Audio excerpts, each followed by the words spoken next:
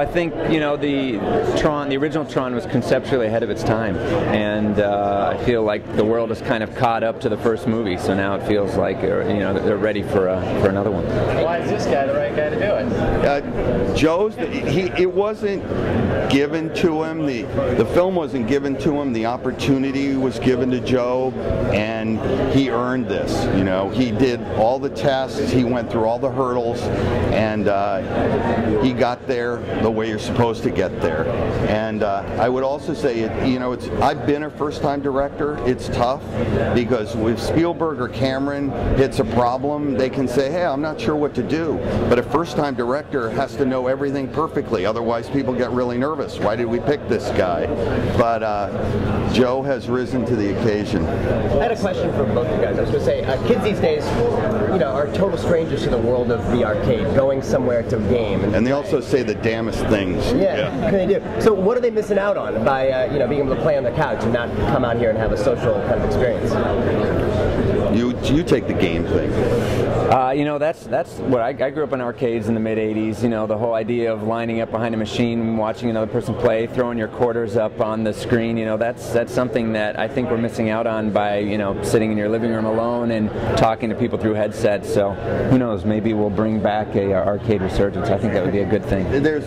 One of the themes in the film is, you know, is the technology that we say is always going to bring us more together, really bringing us more together, or is it actually keeping us apart?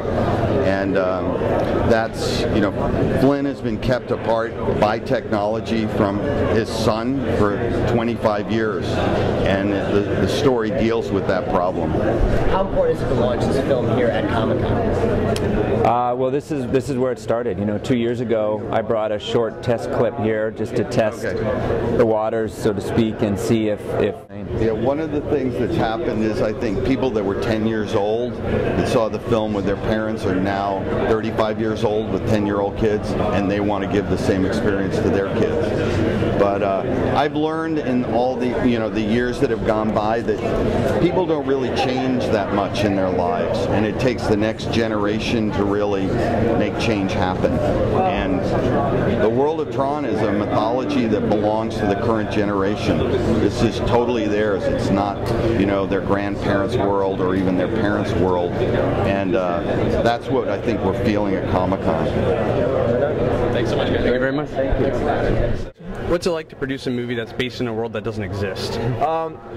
It's a thrill. You better, I think, have filmmakers, though, who really can fill it up with their vision. I mean, it's a funny thing when you're making a movie that's set in our world. You know, okay, we're going to shoot in a restaurant. Well, there's a lot of creative decisions to be made inside a restaurant, but you probably assume there are tables and there are chairs, and you can look at choices.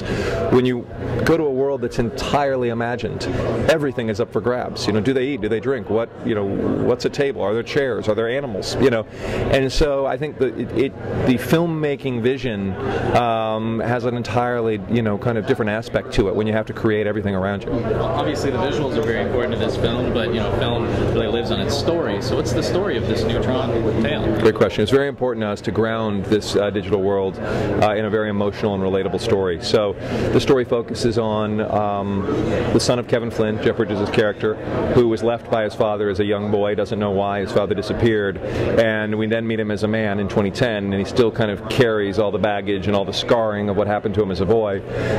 He gets a clue as to what his father's whereabouts may or may not be, and when he goes to pursue that clue, finds himself in this new world, and not only has to kind of deal with all the challenges in it, but also figure out if his father's indeed in there and figure out himself as a result.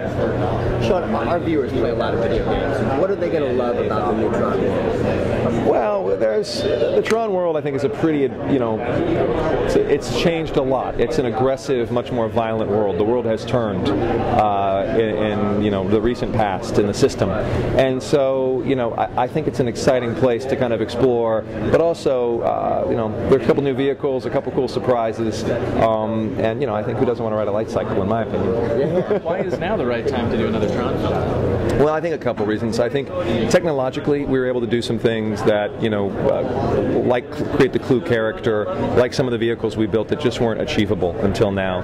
I also think thematically it was an interesting time to say, okay, well, Steven Lisberger and team were so ahead of their time in 1982, commenting on the relationship of humanity and technology. I think 2010 is an interesting time to think about that again.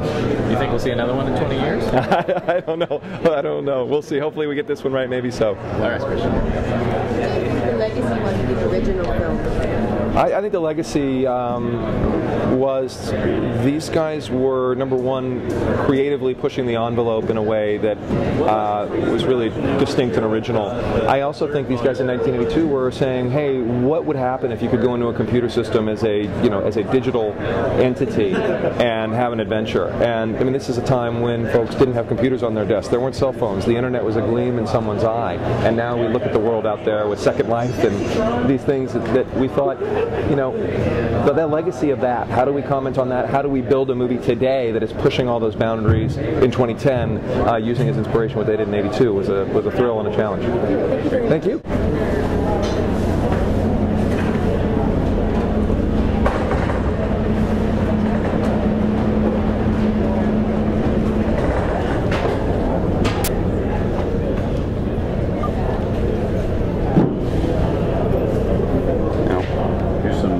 Product information if you need. Awesome. This is for the electronics and some accessories as well. And this will take you to our press room. So you can download any high-res pictures as well. Press room online? Yeah, there's no password. Awesome. Do you know by any chance if they're still selling the hoodie? I know it's at... No, there's no apparel on here. Oh,